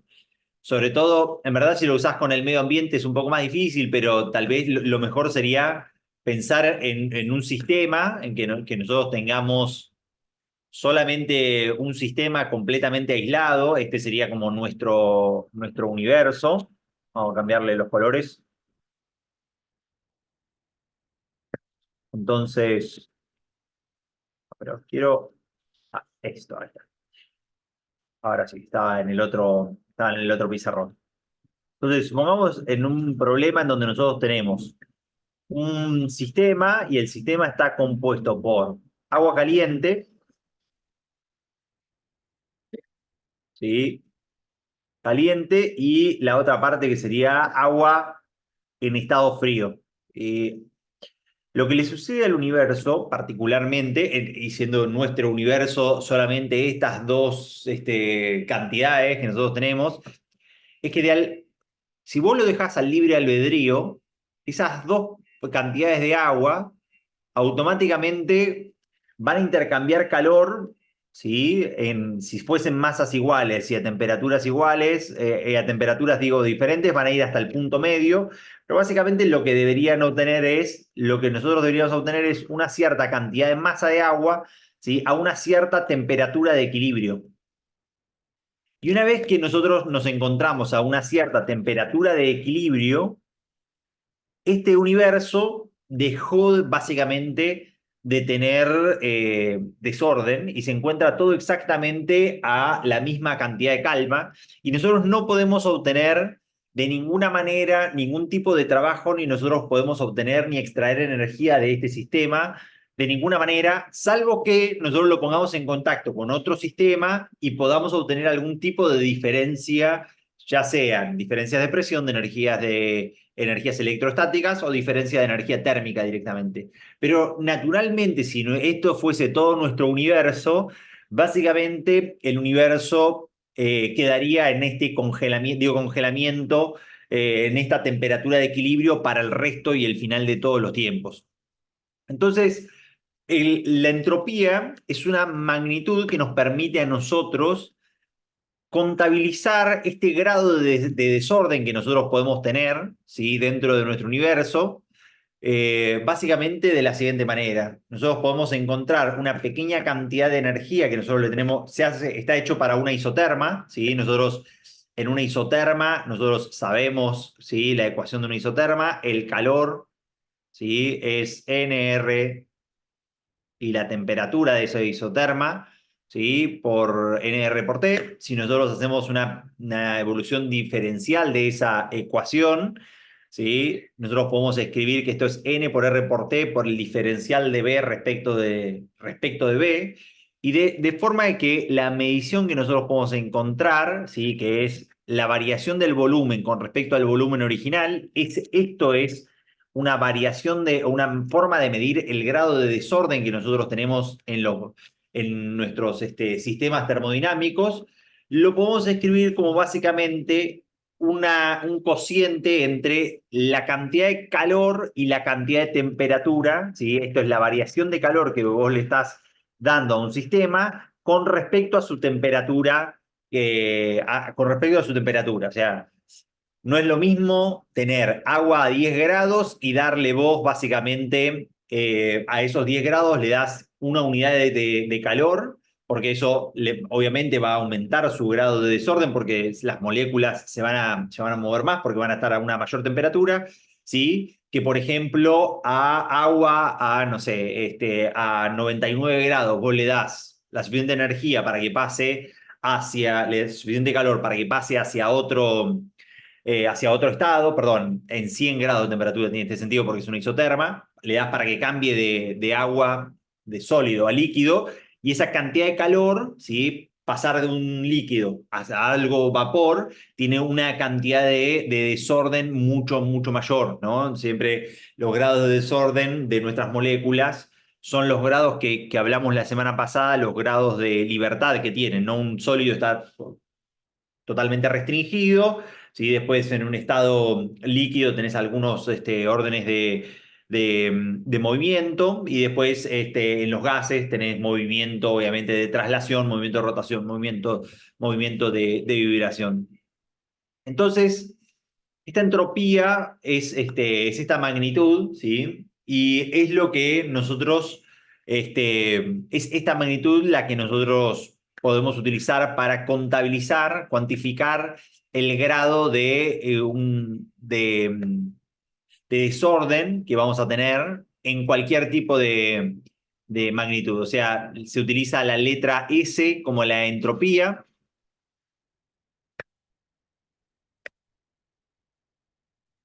Aquí se me fue esto.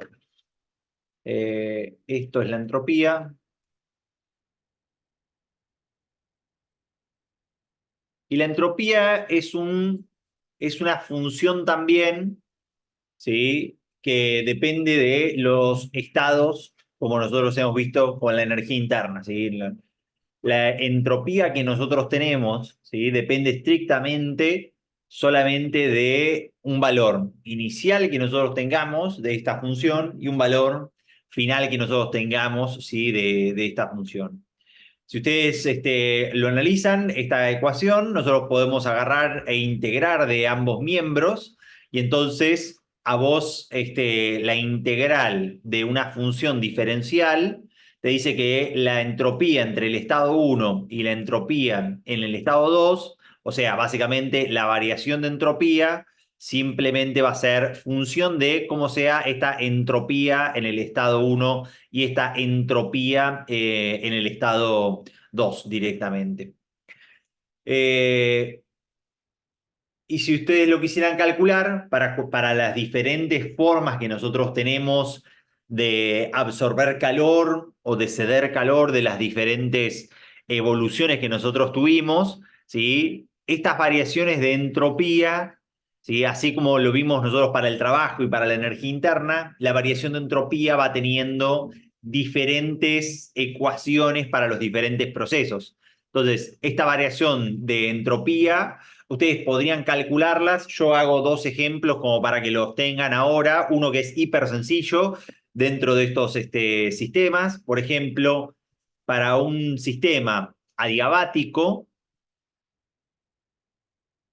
en un sistema adiabático la variación de entropía vale cero. ¿Por qué es que vale cero en un sistema adiabático? Bueno, porque nosotros sabemos que en el sistema adiabático la cantidad de calor intercambiado con el medio en esta evolución adiabática siempre es cero, y entonces te quedaría a vos que la variación de entropía entre el estado 1 y el estado 2 de esta función diferencial de variación de energía, variación de calor, ¿sí? Vale cero respecto de este diferencial de T.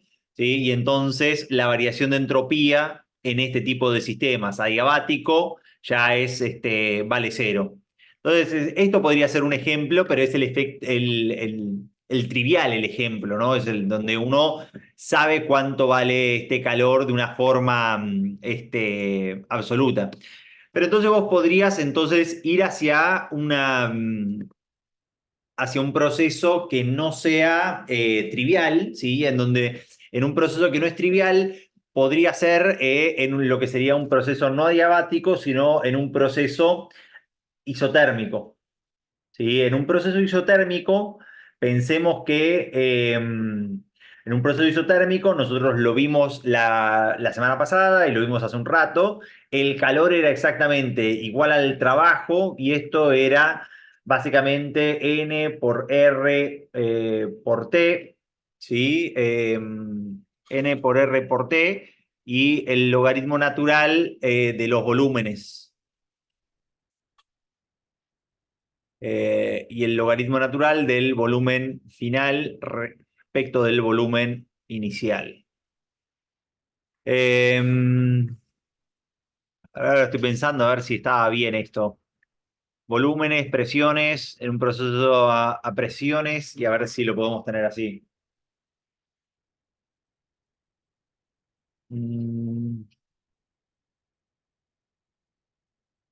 A ver si estoy pensando.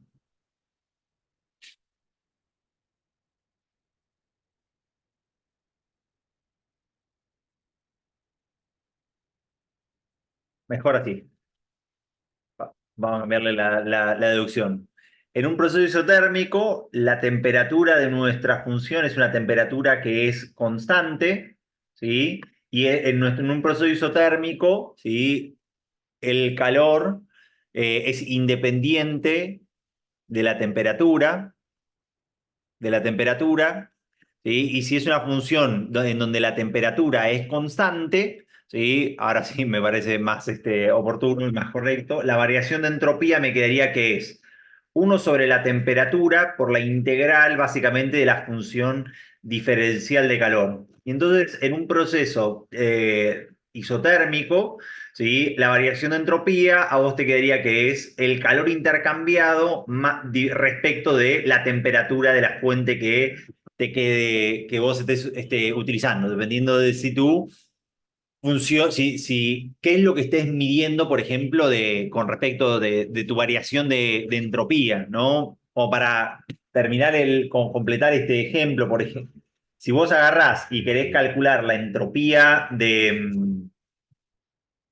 una fuente de un proceso como si fuese una máquina de Carnot, ya que es un proceso en donde vos tenés dos fuentes de temperatura a temperatura constante, vos tenés una temperatura a temperatura caliente o temperatura high, tenés también la otra variación de temperatura que sería tu temperatura cold, ¿sí? Y tenés las sesiones de energía, ¿no? Vos tenés este calor y tenés este otro calor que está llegando hacia acá. Entonces, si vos querés calcular, por ejemplo, la variación de entropía del universo, ¿sí? o la variación de entropía de estos sistemas, ¿sí? Por ejemplo, para el sistema caliente, la variación de entropía hace que el sistema disminuzca, ¿sí? su grado de desorden. ¿Por qué? Porque es un sistema que se encuentra a una cierta temperatura y está cediendo calor, y por ende esta variación de entropía de la fuente caliente va a ser, está cediendo calor, visto desde el punto de vista de la fuente, de esta fuente caliente, o sea, se está cediendo calor, es un calor que es negativo, y entonces sería menos este calor de la fuente caliente respecto de la temperatura de esta fuente caliente. Entonces, cuando nosotros estamos básicamente cediendo calor, todas las partículas de esta fuente caliente están pasando de un estado más energético, mucha más excitación, como pierden energía, pasan a un estado de menor excitación, de menor grado de desorden, ¿sí? Y la inversa en esta fuente, de la fuente básicamente de la fuente fría. Si nosotros lo analizamos con respecto a la fuente fría, ¿sí? La variación de entropía de esta fuente fría está recibiendo una cantidad de calor de la fuente calurosa, o sea, está recibiendo una cantidad de Q sub C positivo, y su variación de entropía sería calor respecto de su temperatura. No sé, tenés hielo, el hielo automáticamente está recibiendo calor desde una fuente caliente con una máquina de intermediario, ¿sí? Este sería el motor, y nosotros estamos obteniendo una cierta cantidad de trabajo por ese intercambio de energía, ¿sí? Y básicamente tu fuente fría, al recibir esa cantidad de energía, sus moléculas empiezan a estar como más desordenadas. Pero lo interesante de esta ley, lo que dice es, si se incluyen todos los sistemas, ¿no? Que sería como el corolario de la segunda ley de la termodinámica. Entonces, si incluimos todos los cambios de entropía, todos los sistemas que participan dentro de este proceso, los aumentos de entropía siempre son mayores que las reducciones. En el caso especial es el de un proceso reversible, esta máquina de Carnot en donde nosotros trabajamos recién, ¿sí? Donde básicamente el aumento de entropía es exactamente igual a la reducción de entropía. Pero para nuestro universo, en donde no estamos trabajando en las cosas ideales, si se incluyen todos los sistemas que participan en un proceso termodinámico, la entropía A o se mantiene constante o bien aumenta. En otras palabras, ¿sí? No puede haber un proceso en el cual la entropía del mundo disminuya. Entonces, la entropía está relacionada con esto de los procesos, ¿sí? Con la elección que tienen los procesos, ¿sí? La elección, me refiero a que los procesos siempre tienen esta dirección, en donde básicamente la dirección es en la de el aumento.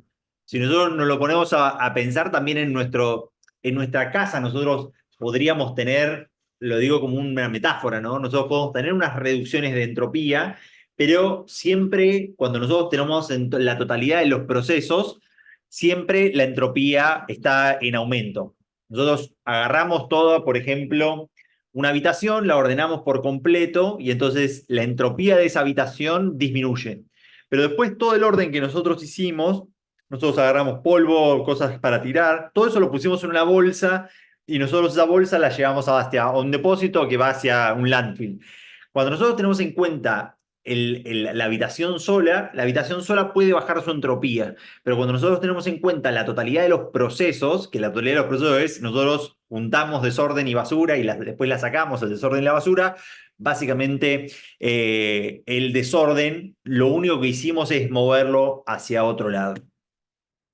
Entonces, bueno, esta es la segunda ley de la termodinámica, pero incluyendo este concepto, ¿sí? Que sería el concepto de la entropía.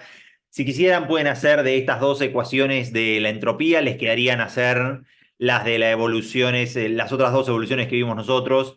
Vimos recién isoterma y adiabática, y les quedarían hacer las otras dos que son CP y CB, que son bastante sencillas. Habría que hacer alguna deducción simplemente de cómo va evolucionando la temperatura en función del calor. Pero bueno, eso fue todo como con respecto al contenido teórico de la cursada de Física 2. Quedaría simplemente el seminario socrático del día jueves. A la salida del seminario socrático tenemos clases de preguntas y respuestas. Si ustedes ya empezaron a trabajar preguntas y respuestas, podemos elegir, puedo traer algún problema para hacer.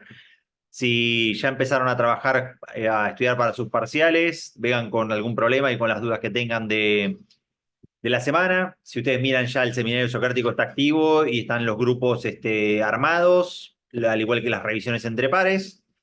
Solamente quedaría esta semana con preguntas y respuestas y el martes a la mañana. Después lo anunciamos, hacemos preguntas y respuestas y el martes a la tarde tenemos el examen y ya ustedes el laboratorio lo tienen planeado para el jueves y después exámenes recuperatorios.